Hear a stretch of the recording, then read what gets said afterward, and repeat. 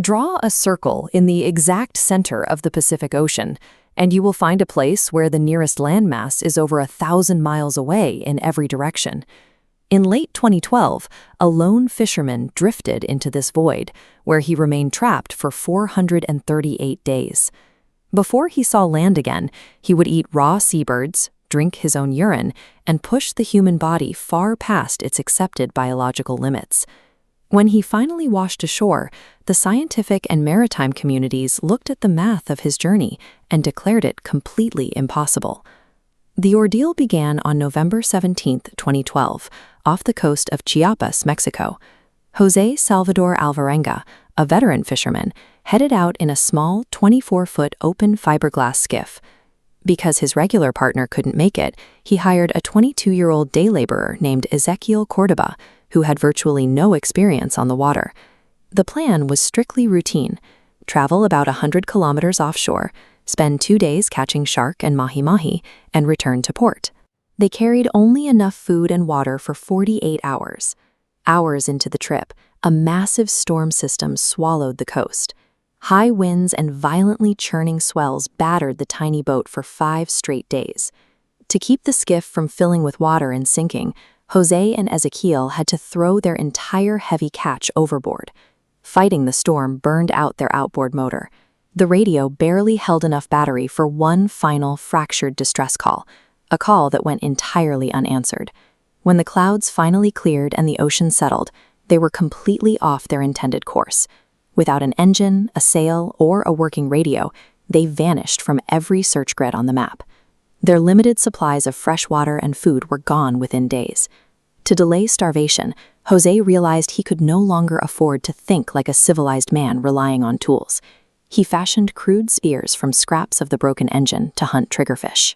He learned to catch massive sea turtles with his bare hands, hauling them onto the deck and drinking their blood to stay hydrated when it didn't rain.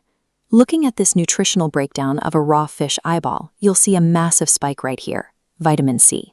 José ate these constantly. Without knowing the science, this precise dietary habit prevented him from developing scurvy, the fatal disease that typically claims long-term castaways. At night, the temperature dropped drastically.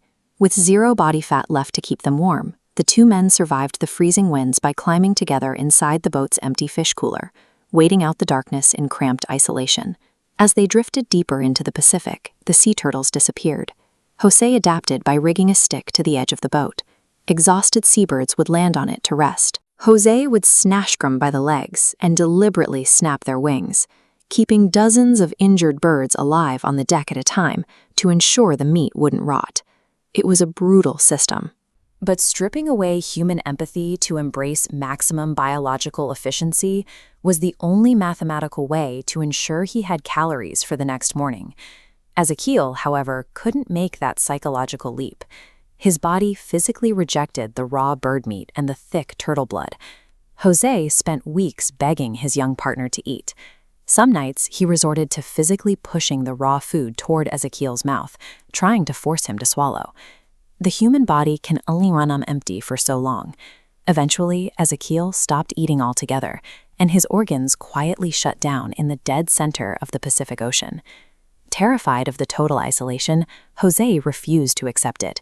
He kept Ezequiel's corpse on the boat for several days, talking to it and asking it questions, until the reality became impossible to ignore, and he finally slid his friend into the water. Ezequiel's death highlighted the harsh reality of their environment. Having the physical means to gather food was useless if the mind couldn't tolerate the method required to consume it. Now completely alone, José faced a different threat. While his body survived through animal instinct, he knew his mind would collapse if he lost his grip on his own humanity. He constructed a strict mental routine. He spoke out loud every single day to hear a voice. He paced the tiny deck, imagining intense, detailed conversations with his family, and reconstructed his childhood home from memory. At night, he stared at the sky. Watching the moon wax and wane allowed him to track 15 complete lunar cycles, his only tangible proof that time was actually moving forward, and he hadn't quietly died in his sleep. Twice during his drift, massive container ships passed by. José screamed, waved, and threw his arms in the air, but a flat, fiberglass boat is virtually invisible among ocean swells. Both ships vanished over the horizon. Finally, on January 30th, 2014, 438 days after he disappeared, the skiff scraped against the reefs of Eben Atoll in the Marshall Islands. José was so starved of muscle mass he couldn't stand up. He crawled onto the sand on his hands and knees. This map shows precisely why the world reacted with disbelief.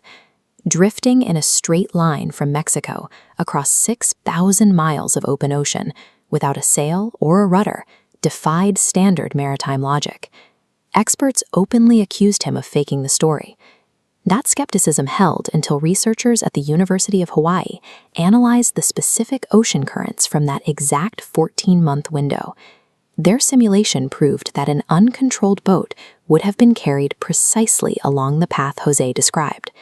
The Pacific itself had delivered him to the shore.